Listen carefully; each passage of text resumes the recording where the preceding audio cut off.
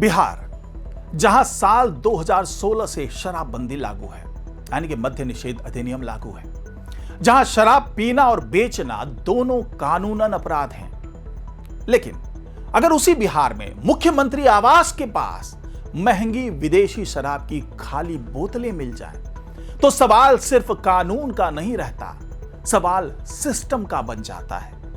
पटना के सबसे सुरक्षित इलाके में जहां 24 घंटे सुरक्षा रहती है, जहां मंत्री, अफसर और सत्ता के सबसे ताकतवर लोग रहते हैं, वहीं एक पेड़ के नीचे पड़ा मिला एक रहस्यमयी बैग। और जब पुलिस ने उस बैग को खोला तो अंदर जो था उसने पूरे बिहार में हड़कंप मचा दिया। 20 से 25 खाली शराब की बोतलें, वो भी महंगे ब्रांड, ब्लैक लेवल की। आखिर ये बोतलें वहां पहुंची कैसे? कौन उन्हें फेंक कर गया?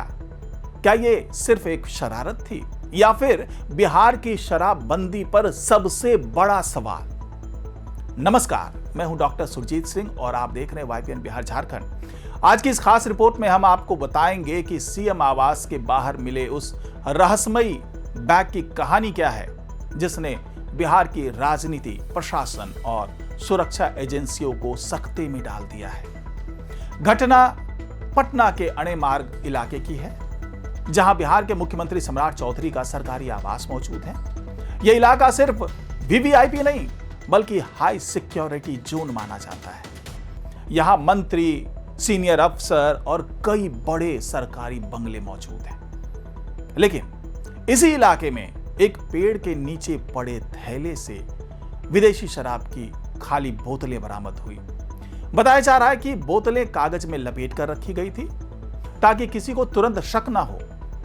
लेकिन जब लोगों की नजर उस बैग पर पड़ी तो सूचना पुलिस तक पहुंची और फिर कुछ ही मिनटों में पूरा इलाका पुलिस छावनी में बदल गया।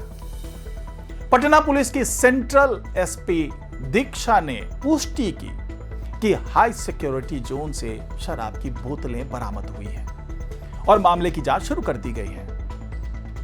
इलाके में लगे सीसीटीवी कैमरों की फुटेज खंगाली जा रही है। लेकिन यहीं से शुरू होती है इस कहानी की असली सस्पेंस, क्योंकि सवाल सिर्फ बोतलों का नहीं है। सवाल यह है कि बिहार जैसे राज्य में जहां मद्य निषेध अधिनियम, यानी यूं कहें कि शराबबंदी कानून लागू है, वहां मुख्यमंत्री आवास तक शराब पहुंच कैसे गई? और अगर ये बोतलें सिर्फ फेंकी गई थी तो आखिर किसने फेंकी? क्या कोई शराब पार्टी हुई थी? क्या किसी ने जानबूझकर ऐसा किया या फिर यह किसी बड़ी साजिश का हिस्सा है?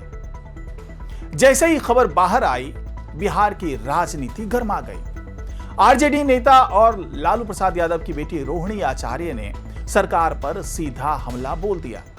उन्होंने सवाल उठाया कि मुख्यमंत्री आवास तक शराब की बोतलें कैसे पहुंची। रोहिणी ने कहा कि क्या अवैध शराब कारोबारियों की पहुंच मुख्यमंत्री आवास तक है।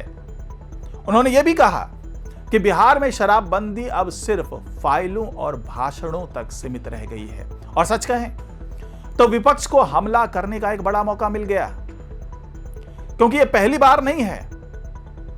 जी हां, इससे पहले भी बिहार विधानसभा परिसर में खाली शराब की बोतलें मिल चुकी है। यहां तक कि विकास भवन में अधिकारी के केबिन के पास एक जो है वो शराब की खाली बोतलें मिली है। अब साल 2021 में जब विधानसभा परिसर में ये बोतल मिली थी तो विधानसभा परिसर के अंदर पेड़ के नीचे ये शराब की बोतलें रखी हुई थी, जिसके बाद भारी राजनीतिक बवाल हुआ था। तब विपक्ष ने सवाल उठाया था कि अगर विधानसभा तक शराब पहुंच सकती है तो आम जनता के बीच शराबबंदी का दावा कितना मजबूत है। और अब एक बार फिर मुख्यमंत्री आवास के बाहर बोतलें मिलने से वही पुराने सवाल लौट आए हैं। सूत्रों के मुताबिक ये बोतलें मुख्यमंत्री आवास से करीब 100 मीटर की दूरी पर मिली, यानी उस इलाके में जहां हर आने जाने वालों पर नजर रखी जाती है, जहां सुरक्षा में जरा सी चूक पूरे प्रशासन पर सवाल खड़े कर सकती है। अब जरा सोचिए, अगर कोई व्यक्ति इतने सुरक्षित इलाके में 20-25 शराब की बोतलें छोड़कर चला जाता है और किसी को भनक तक नहीं लगती, तो यह सिर्फ शराबबंदी का मामला नहीं, सुरक्षा व्यवस्था पर भी बड़ा सवाल है। इसीलिए पुलिस अब इस केस को सिर्फ सामान्य घटना मानकर नहीं चल रही। सीसीटीवी फुटेज, संदिग्ध गतिविधियां, इलाके में आने जाने वाले लोग, सबकी जांच हो रही है।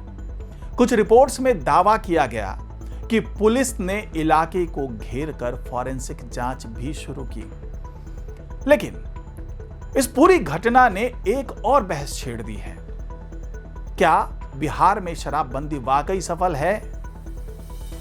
क्योंकि सरकार लगातार दावा करती रही है कि शराबबंदी से अपराध कम हुए हैं, घरेलू हिंसा घटी है और समाज में सुधार आया है। लेकिन दूसरी तरफ लगातार शराब बरामदगी, जहरीली शराब से मौतें और अब वीवीआईपी इलाकों में बोतलें मिलने जैसी घटनाएं सरकार के दावों को चुनौती देती हुई दिखाई दे रही है।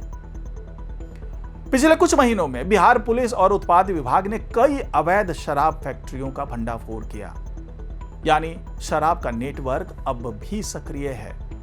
और यही वजह है कि मुख्यमंत्री आवास के बाहर मिली ये बोतलें अब सिर्फ एक घटना नहीं, बल्कि शराबबंदी मॉडल की परीक्षा बन चुकी हैं।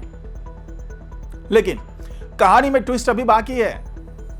सरकार की तरफ से भी इस मामले को लेकर के जवाब आया है और ये जवाब ये है कि अल्पसंख्यक जो कल्याण मंत्री जमा खान है, उन्होंने ये जवाब दिया कि कुछ लोग जानबूझ करके गड़बड़ी कर रहे हैं। उन्होंने विपक्ष पर साजिश का आरोप भी लगाया है और कहा कि दोषियों के खिलाफ सख्त कार्रवाई होगी। यानी अब दो थ्योरी सामने है।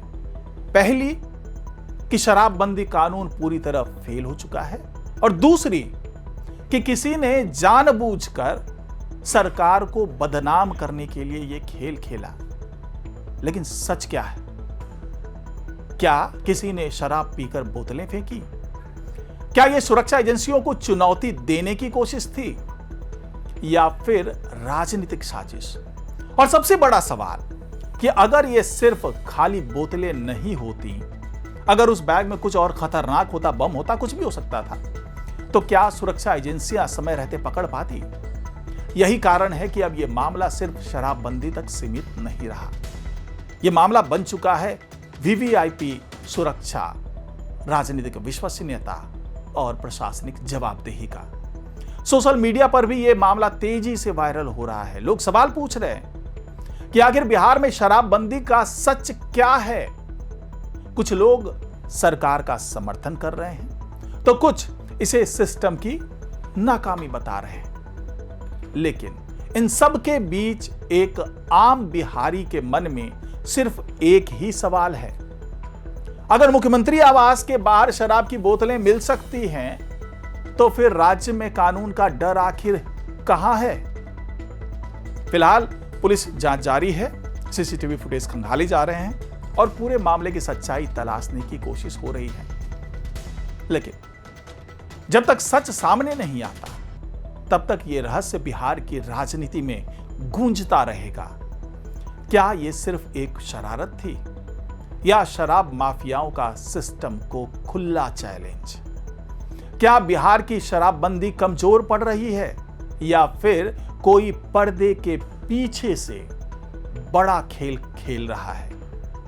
आपकी क्या राय है? कमेंट करके जरूर बताइएगा। अगर आपको हमारी ये रिपोर्ट पसंद आई हो तो वीडियो को लाइक करें, चैनल को सब्सक्राइब करें और बेल आइकन जरूर दबाएं। नमस्कार।